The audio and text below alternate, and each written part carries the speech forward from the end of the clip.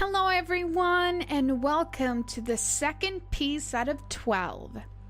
I don't want to repeat myself too much in these videos, so if you would like to know what this challenge is about, do read the description below and or go to the previous video in this series.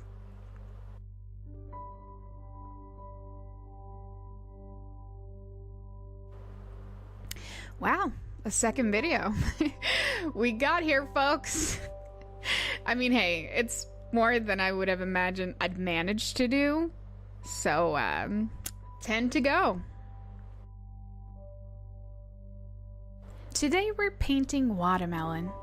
Who doesn't love a good slice of watermelon in the summer? Whether it's diced or iced. So refreshing.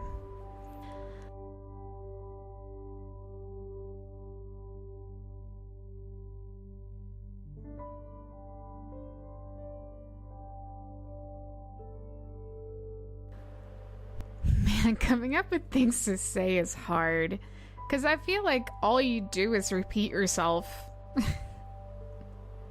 Hey, maybe I should have put the materials I used in the first video. I mean, I guess I'll do it now. I'm using Winsor and Newton Cottman 45 palette, I believe. The indigo color I use is a professional Cottman, as well, it's the one I tend to use the most, so I decided to upgrade it. The brushes I use are Raphael 6int 3 and 8int 4. I'm guessing the line of brushes is called SoftAqua. I don't know. I also use a Winsor and Newton Foundation in the size 2 for the finer details.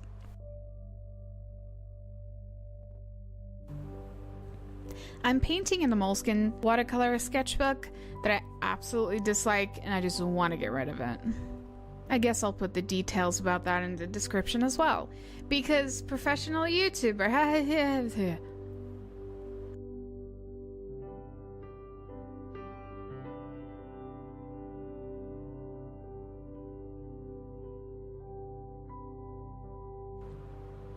I love dipping my brush in random colors to see what happens on the page.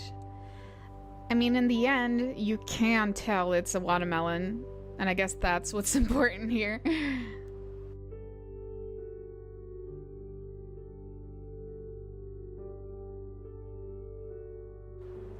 I still feel like I'm playing it safe, and I'd hope to experiment more with the next couple of ones to see how far I can really push it.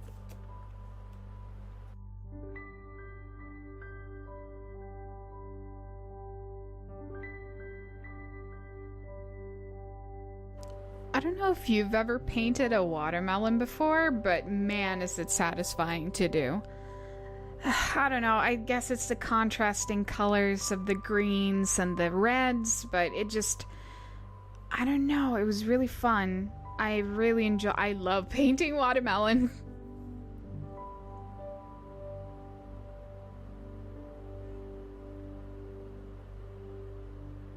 I wasn't thinking much going through this, just that I feel like this one was more loser than the previous one, because I don't know, like I was kind of struggling a little bit with the sliced melon, and especially like seeing the inside. You gotta make the definition of the cut, but obviously I didn't want it to be like completely accurate to life, because that'd be boring. So yeah, I mean, like, it's not 100%, but you can still see that that's where the slice went from. So I'm going in with the smaller brush again to add that little darker pattern on the watermelon where the seeds are. I spent a little bit I went over it a few times.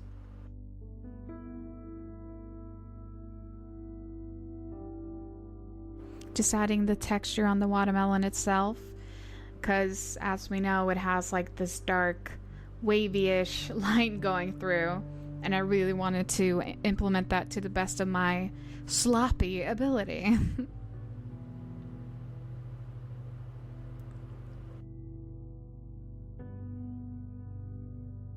Here I am painting the seeds with an indigo because you kind of don't want to use black when it comes to watercolors. You kind of learn more if you don't. So I just decided to not go for the obvious colors and just mix my own dark colors.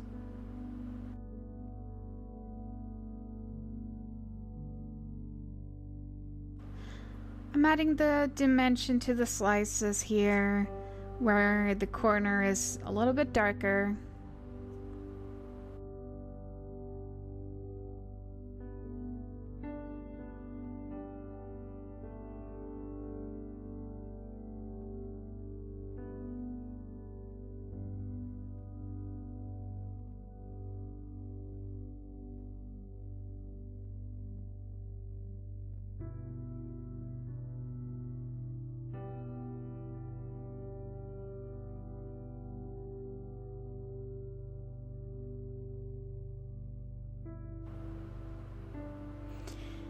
Here I am going at the shadowing,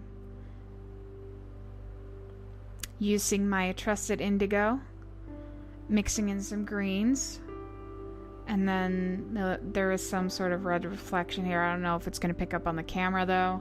You gotta have that dynamic lighting from objects. I felt like it was missing something, so I added some green. Not green. I added some sort of yellow, just to add that extra color that I felt like it was missing. And I guess, you know, that's it. I go back in, making it a little bit darker where it needs to be. Might have overdone it, but you know, it is what it is. Oh, and by the way, that's like my heat tool gun that I use to easily dry the paint faster. Now here I am going in with the final touches, which is some highlighter. Because you can't have a watermelon without some shine, am I right? Oh well. Thank you so much for watching this week's video. I'm amazed we're at the second video, but yeah, hopefully we can get to 12. So thank you so much for watching, and I'll see you in the next one. Bye!